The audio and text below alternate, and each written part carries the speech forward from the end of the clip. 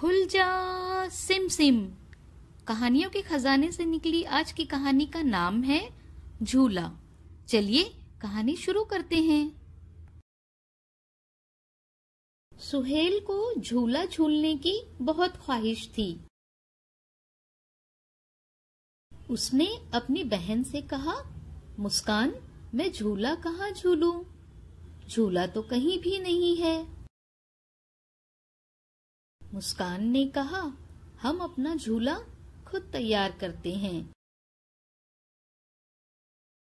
मुस्कान छत से साइकिल का पुराना टायर और मोटी रस्सी लेकर आई। उसने रस्सी को दरख्त की डाल पर ऊपर फेंका। रस्सी डाल से गुजरते हुए नीचे आ गई। फिर उसने टायर को रस्सी से बांध दिया। मुस्कान ने सुहेल से कहा, अब हमारा झूला तैयार है।